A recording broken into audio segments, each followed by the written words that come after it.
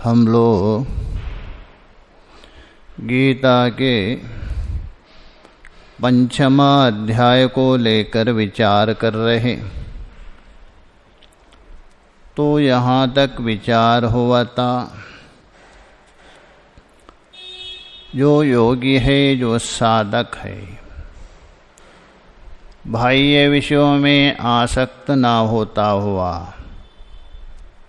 जो सुख प्राप्त करता है अपने स्वरूप में, ऐसा जो ब्रह्म योग युक्तात्मा अर्थात जिसका अंतःकरण केवल ब्रह्म स्वरूप में स्थित है समाधि में, वो अक्षय सुख को प्राप्त करता है।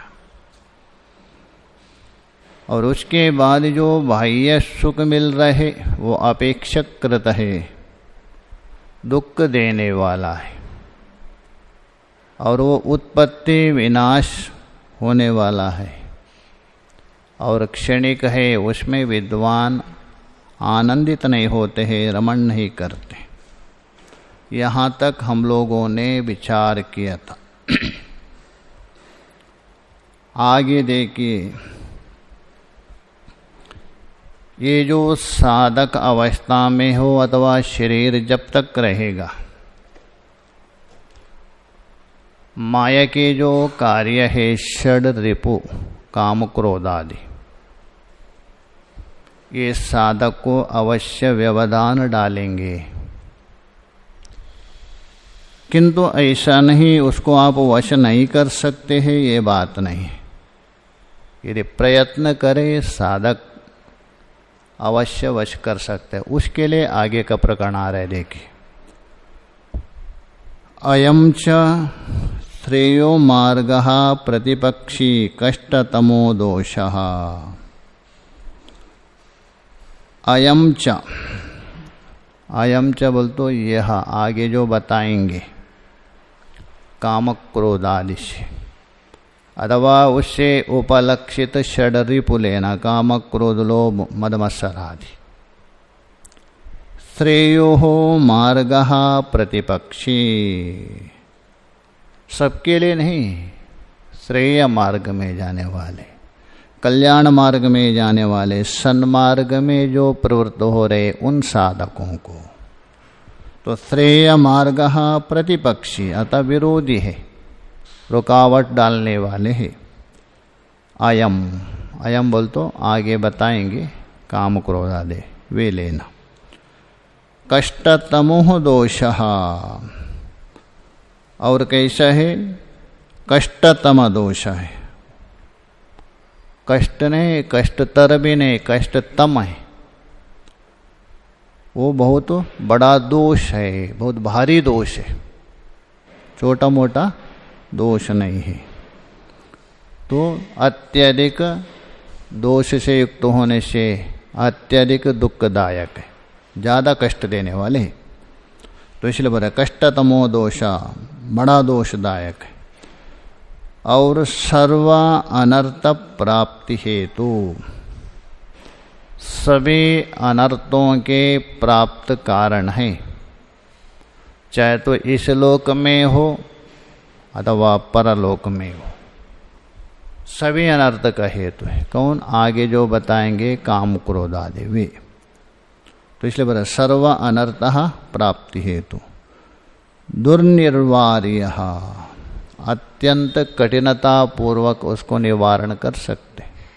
असंभव नहीं दिखा रहे भाष्यकार, किंतु दुर्निर्वार्य, दुखेन कष्टेन, कष्टपूर्वक, भगीरथ प्रयत्न पूर्वक आप निवारण कर सकते। अत्यंत कठिन है।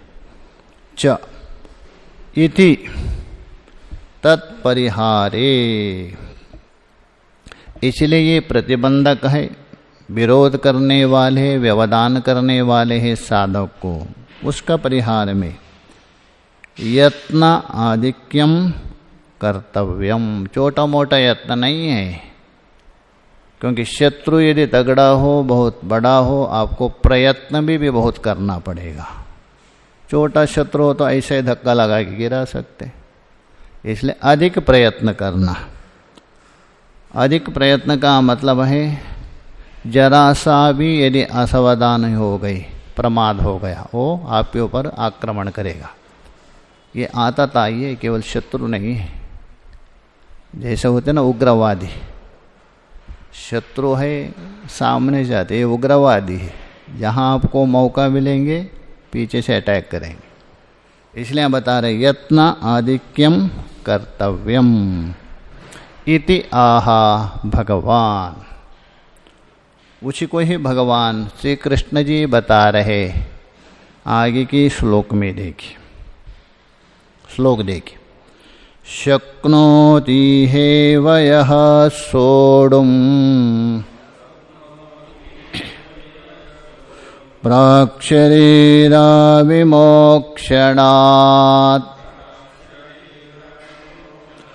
कामक्रोधोद्भवं वेगम् स युक्तः स सुखी नरः।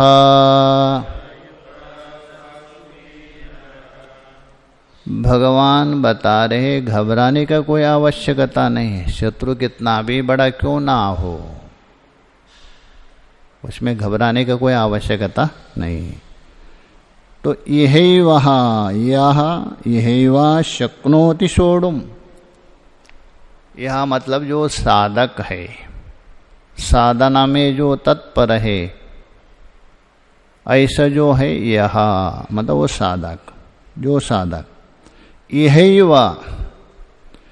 वह मतलब इसी शरीर में, दूसरे शरीर में नहीं, वर्तमान में जो प्राप्त हुआ शरीर है उसी शरीर में।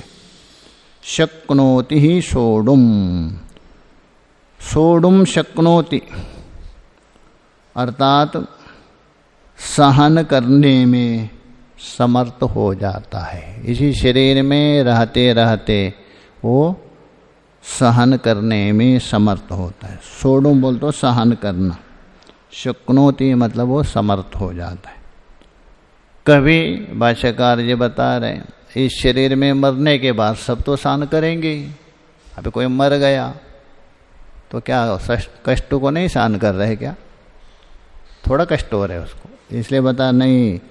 प्राक शरीर विमोक्षणात्, शरीर विमोक्षणात् प्राक, ये जो प्रारब्ध के अनुसार प्राप्त शरीर है, इस शरीर को त्यागने से पहले, नाश होने से पहले, मतलब जीवित अवस्था में ही, जीते जीते इनको सहन कर सकते हैं, सहन करने में समर्थ है।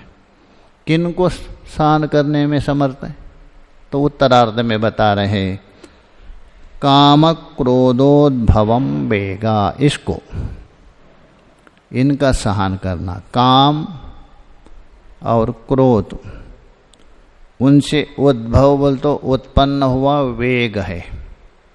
वेग का मतलब भाष्यकार ये बताएंगे, जैसा व्यक्ति अत्यधिक कामुक हो जाता है, इसका शरीर का जो एक्टिविटी है, क्रिया बदल जाती है, रोमांच होता है, मुख और नेत्र प्रफुल्लित होता है। उसी प्रकार क्रोध आने पर सबको पता है, दांत चबाता है, आंख बड़े बड़े लाल हो जाते, एकदम शरीर कांपता है। ये सब क्रोध का वेग है। ये दोनों को उपलक्षण और भी लेना, केवल काम क्रोध नहीं है, लोभ है, मोह, ये सब लेना। मुख्य दो बता रहे। इनका वेग का मतलब है ये उत्पन्न होने से शरीर में जो हलचल मच जाता है, इसको यही सहन कर सकते हैं जीवित अवस्था में। ऐसे यदि सहन कर सकता है, उसको प्रतिरोध कर सकता है, स युक्तः, वास्तव में वही युक्त है, वही समाहित है, वही योगी है। युक्ता मतलब उसी को योगी माना जाता है। और जो योगी है वही नर क्या है, सुखी हो सकता है। भोगी कभी सुखी नहीं हो सकता है।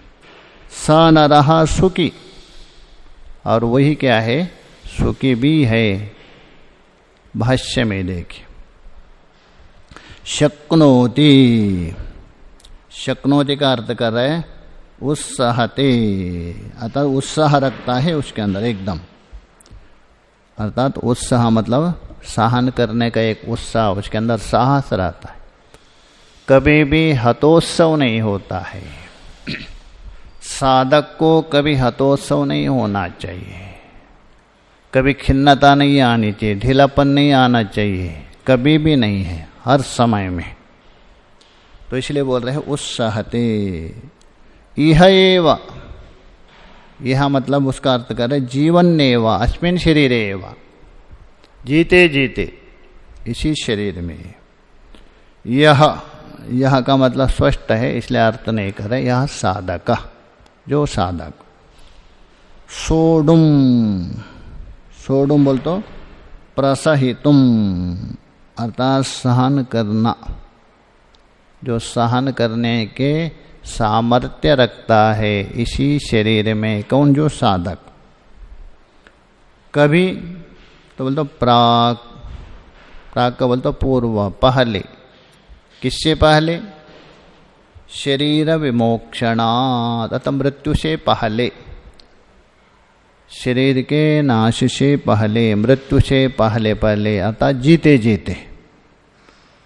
तो आमरणात्, आमरणात् बोल तो मरण से पहले पहले। यह जो आंग है ना, एक मर्यादार्थ होता है, एक तेन विधि, एक तेन विधा। मरण को छोड़ करके,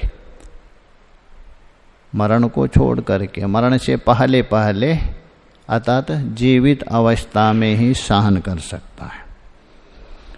मरण सीमा करणम, यह जो मृत्यु की सीमा क्यों बना दिया तो बता रहे। मरण सीमा करणम जीवतः अवश्यम भाविः कामक्रोधः उद्भवावेगा। तो जीवित पुरुष के, जीवत बोल तो जीवित पुरुष, उसके मन में जो काम क्रोध आदि का वेग, वो क्या है? अवश्यम भावी। यदि जीवित है उसके अंदर काम क्रोध आदि अवश्यम रहेगा। हाँ, तत्वज्ञान है वो तो अलग बात है। बहुत लोग ये भी आक्षेप करते हैं तत्वज्ञानी को क्रोध आता है क्या नहीं, ऐसा ही प्रश्न करते हैं। आता है क्या नहीं तत्वज्ञानी को? उनको भी आता है प्रारब्धवशात, नहीं आता नहीं। प्रारब्धवशात तो उनको भी कभी क्रोध आता है। बस उनका जो क्रोध है जल में खींचा हुआ लकीर है, जल में लकीर खींच लिया, बस हो गया काम। उपासक को जो क्रोध आता है वो बालों में खींचा हुआ लकीर है, थोड़ा लंबा समय रहता है किंतु बाद में वो भी निकल जाता। और जो अज्ञान ही है संसार है, उनके पत्थर में खींचा हुआ लकीर है, वो कभी समाप्त नहीं होगा, जब तक मरने तक भी रहता है। रंजिश बोलते हैं ना, इसलिए क्रोध आता है। तो इसलिए हम बता रहे यहाँ, जब तक जीवित है, शरीर में प्राण चल रहे हैं, तब तक तो चित्त में, हमारे मन में अवश्यम भावी काम क्रोध आदि का जो वेग है अवश्यम भावी है, अनिवार्य है वो। और अनंत निमित्तवान ही स, ही बोल तो क्योंकि, और वो जो काम क्रोध आदि है उसका निमित्त तो अनंत है। आगे बताएंगे काम का मूल कारण कौन है। महाभारत में बता दिया है, कामः तव मूलम जानामि। हे काम, तेरे मूल को मैं जानता हूँ। संकल्पात प्रभव, तुम संकल्प से उत्पन्न होते हैं ना, इसलिए संकल्प के द्वारा ही काम आदि की उत्पत्ति मानी।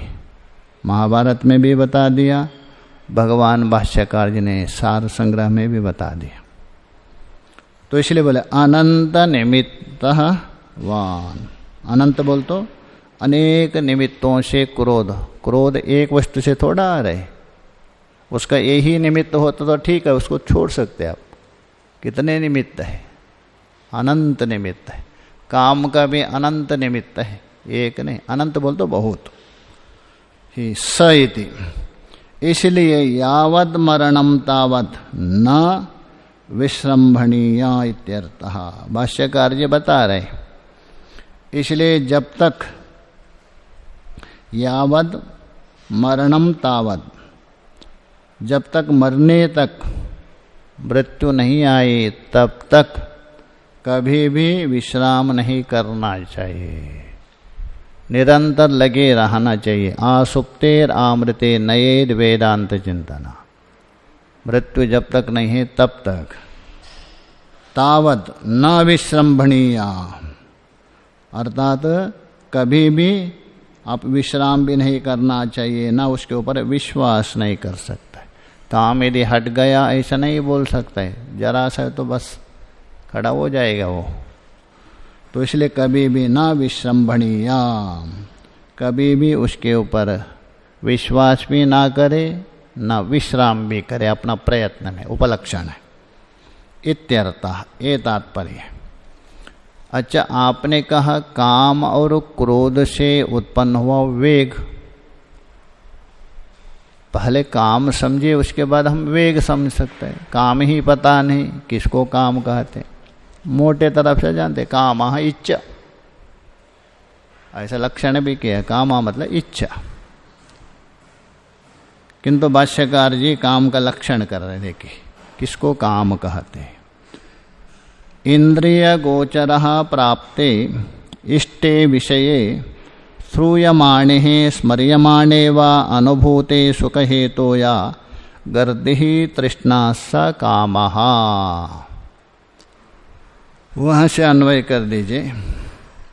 अनुभूते सुख हेतु, क्योंकि जब तक आपने अनुभव नहीं किया पहले कभी वो कामना संभव नहीं है। इसलिए अनुभूते सुख हेतु वहाँ से लीजिए। अनुभव किया हुआ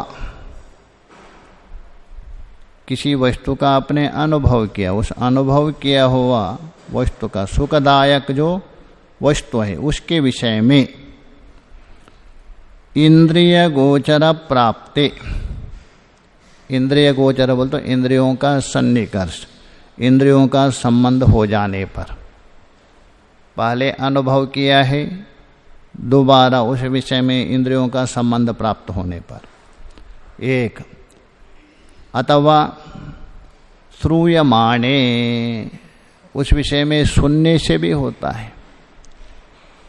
किसी ने वर्णन किया खूब, सुनते सुनते सुनते उसके मन में ध्यायतो विषयान पुंसा संगतेषु, चिंतन करते करते वो जागृत हो जाता है। स्मर्यमाणे, अथवा उसको स्मरण करने से, तो सुनने पर अथवा स्मरण करने पर तो उसको पाने की गर्दी मतलब तृष्णा, वो मुझे दोबारा मिले, ऐसा जो गर्दी का अर्थ करे तृष्णा, प्राप्त करने की एक अंदर छटपटाता और प्राप्त करने की एक लालसा, उस तृष्णा का नाम है काम कहते हैं। ये काम की परिभाषा।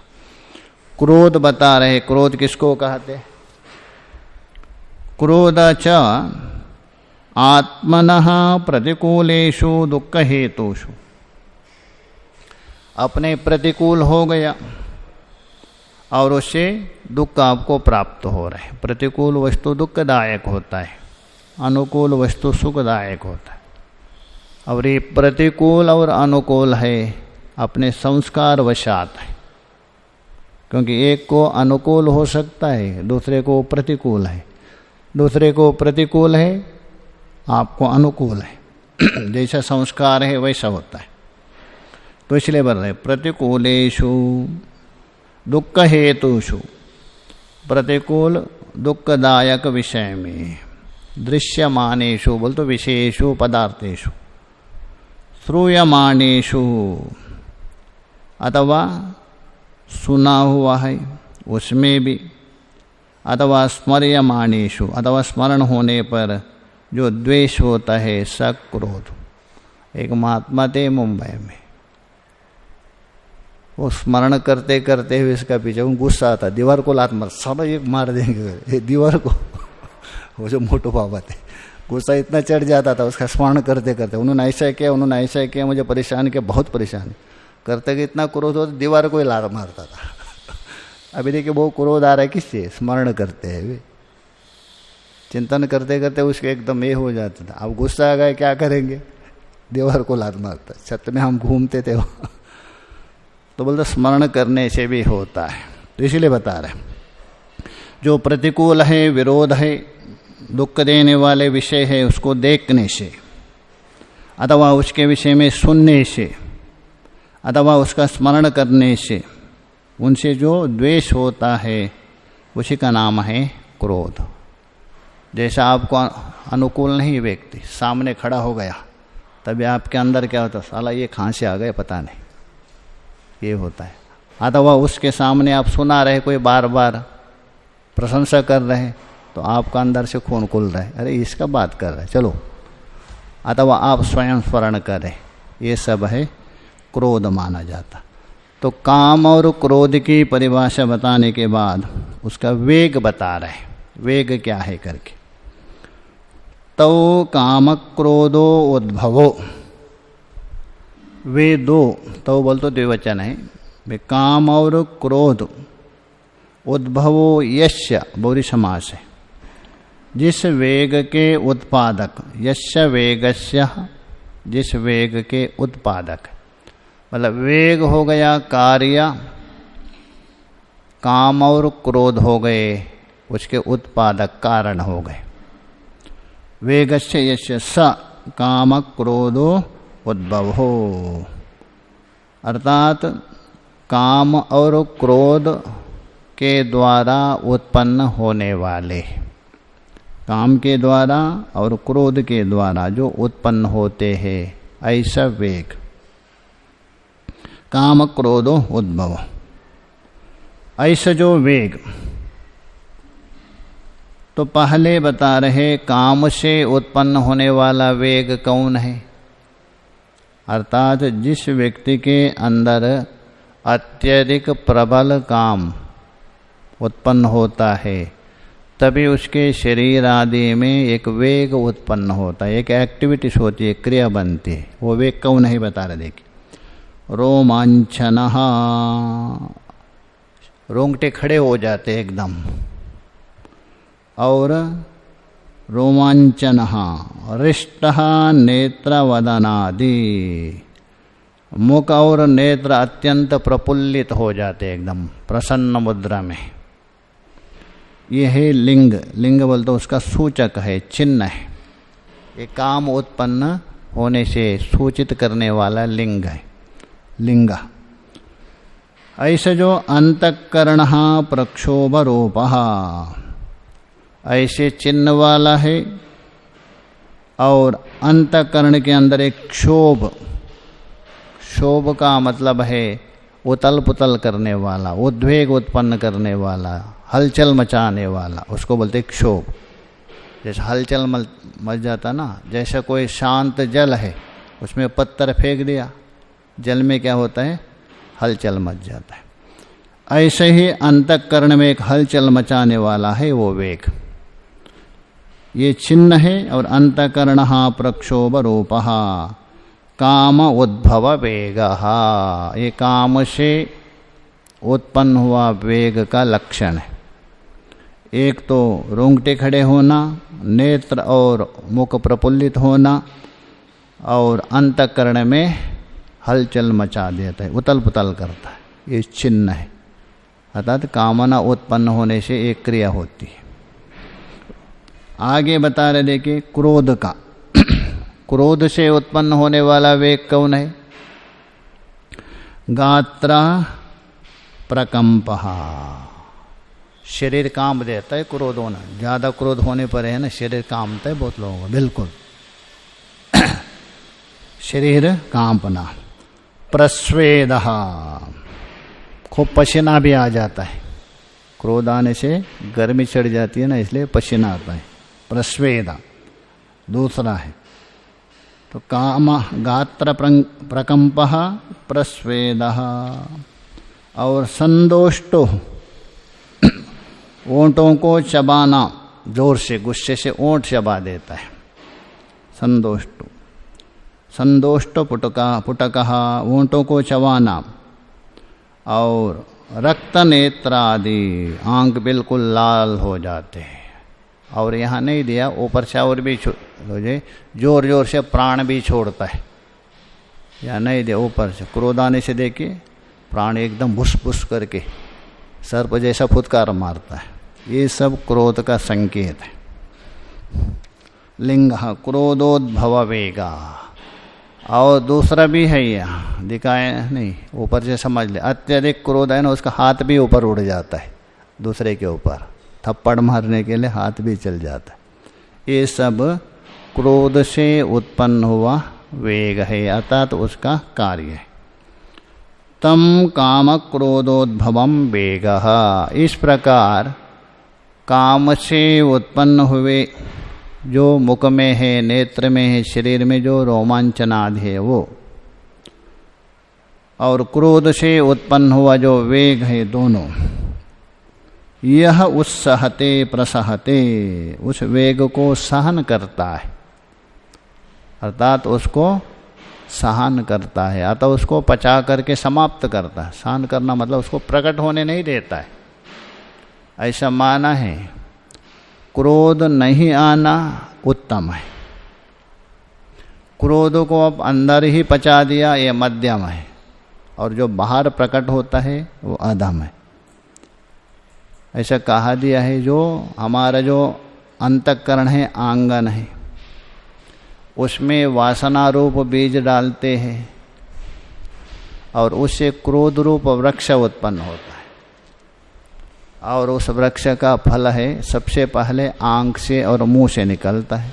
मुंह से पहले निकलता है, गाली देने शुरू करेंगे अट्टपट्ट, उसके बाद आंख, और भी ज़्यादा फल हो तो हाथ पैर से भी लात मारेंगे। बहुत साल पहले प्रयाग में, कुंभ में, एक महात्मा थे बहुत क्रोधी। तो कुछ हुआ तो उसको दूसरे महात्मा ने पकड़ के बाहर डाल दिया, हल्ला कर रहा था। पकड़ के ले जा रहे तो उसका हाथ ही चबा के खा लिया उन्होंने गुस्से से। जिसने पकड़ा था दो महात्मा, हाथ ही चबा दिया गुस्से से, इतना क्रोध। इसलिए जो क्रोध है उसको अवश्य करना चाहिए। बता रहे प्रसहतुम, उत्साहते प्रसहते, उत्साहते का तो प्रसहते, अतः सहन कर सकता है। सोडुम प्रसहितुम, सोडुम मतलब प्रसहितुम, सहन करने में समर्थ हो सकता है।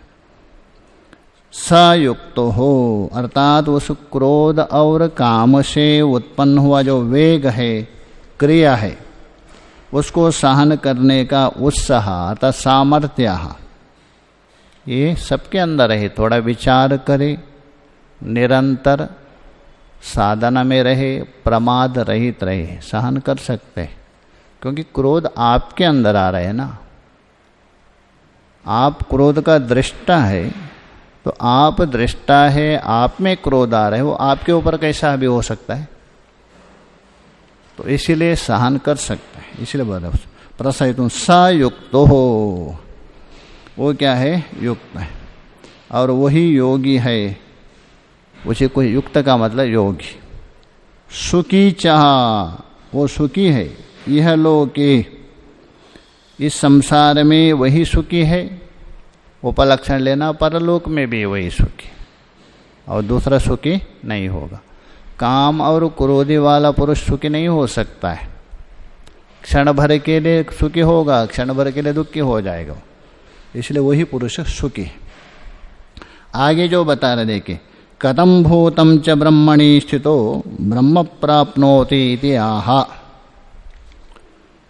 ब्रह्म में स्थित हुआ कैसा पुरुष ब्रह्म को प्राप्त करता है।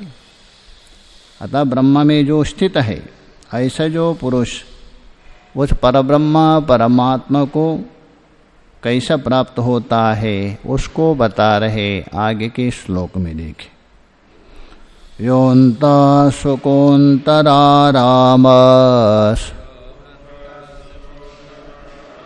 ततान्तर्ज्योतिरेव यः स योगी ब्रह्मनिर्वाणम् ब्रह्मभूतोऽधिगच्छते।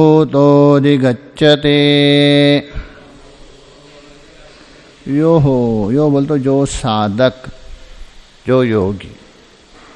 अंतः सुखो, अंत बोल तो अंतरात्मनि एव सुखः, अंतरात्मा में ही सुख वाला है, विषय सुख वाला नहीं है। वो जानता है विषय सुख आने वाले जाने वाले दुख योनया, पीछे बताया था। और अंतरारामः, अंतर में ही आरमण करता है, अंतर में ही क्रीड़ा करता है। आराम बोल तो क्रीड़ा, बाह्य विषयों में नहीं, आत्मा में ही क्रीड़ा करते हैं, आत्मक क्रीड़ा। और ततः या अंतर्ज्योतिरेवः, उसी प्रकार जो अंतर्ज्योति बोल तो आत्म ज्योति। दो प्रकार की ज्योति है, एक है भौतिक ज्योति, एक है आत्म ज्योति। बृहदारण्यक में ज्योतिर्ब्राह्मण में बता दिया है। एक चैतन्य ज्योति, एक जड़ ज्योति। दो पदार्थ है, एक चेतन और एक जड़। जड़ है दृश्य, चेतन है दृष्टा। तो जड़ को भी दो भेद किया है, जड़ अप्रकाशक, जड़ प्रकाशक। घटपटादि जड़ है, अप्रकाशक है। सूर्य चंद्र अग्नि नक्षत्र आदि है जड़ प्रकाशक है, जड़ किंतु प्रकाशित करने वाले। ये दोनों है जड़ पदार्थ है, इसीलिए ये भौतिक ज्योति हो गई। और सभी को प्रकाशित करने वाले, सभी को सत्ता देने वाला ज्योति है आत्म ज्योति। स्वप्न में देखिए, वहाँ सूर्य चंद्र आदि कुछ नहीं किंतु देखते हैं, वही बता रहे अंतर ज्योति आत्म ज्योति। स योगी, ऐसा जो योगी है, ब्रह्म निर्वाणम, अर्थात ब्रह्म निर्वाण बोल तो ब्रह्म ही निर्वाण अर्थात मोक्षम, उस मोक्ष को अधिगच्छति। निर्वाण बोल तो उपाधि से रहित होकर ब्रह्म स्वरूप को प्राप्त करता है। कौन? ब्रह्मभूतो। ब्रह्मभूत बोल तो ब्रह्म के साथ एक ही भाव को प्राप्त हुआ है, वो ब्रह्म निर्वाण को प्राप्त करता है। भाष्य में देखिए, यह अंतसुखः, अंतसुख का अर्थ कर रहे हैं अंतरात्मनि सुखम यस्यः। अंतरात्मनि बोल तो प्रत्येगात्मनि, प्रत्येगात्मा में ही सुख है जिसका, न तो विशेषु, उसका नाम है अंतसुख।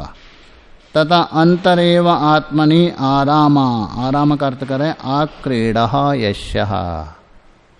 क्रीड़ा के लिए बाहर अनेक वस्तु चाहिए तभी क्रीड़ा कर सकते हैं, अकेला में नहीं होता है। जैसा क्रिकेट हो, कबड्डी क्रीड़ा करते हैं, कम से कम 2 व्यक्ति होना चाहिए।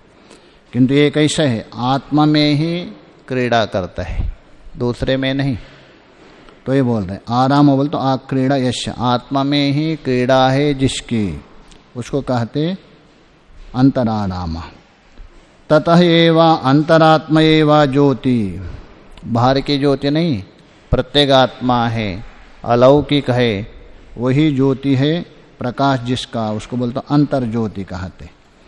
ऐसा स ईदृशः, या ईदृश या योगी, इस प्रकार जो अनुभव करता है, इस प्रकार स्थित है, इनमें ही स्थित है, इनमें ही रमण करता है, ऐसा जो साधक योगी ब्रह्म निर्वाणम, उसका अर्थ कर देखिए, ब्रह्मणि ही निर्वृत्तिम मोक्षम, ये ब्रह्म निर्वाण का अर्थ। ब्रह्मणि निर्वृत्तिम अर्थात ब्रह्म में ही निर्वृत्ति बोल तो लीन होना, रूप ब्रह्म में ही एक ही भाव होना, ब्रह्म से अभिन्न होना, कोई भी अर्थ लीजिए, उसी का नाम है मोक्ष है। अर्थात द्वैत बुद्धि सर्वथा सदा मिट जाना।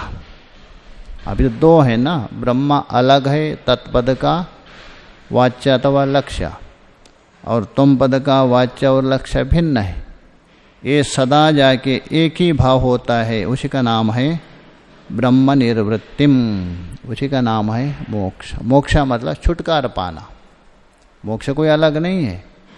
मुचरले मोचने धातु मुख्य रूप से 3 उपाधि से बंधे हैं। स्थूल उपाधि से अतः स्थूल शरीर, सूक्ष्म उपाधि से मतलब सूक्ष्म शरीर से, कारण उपाधि से।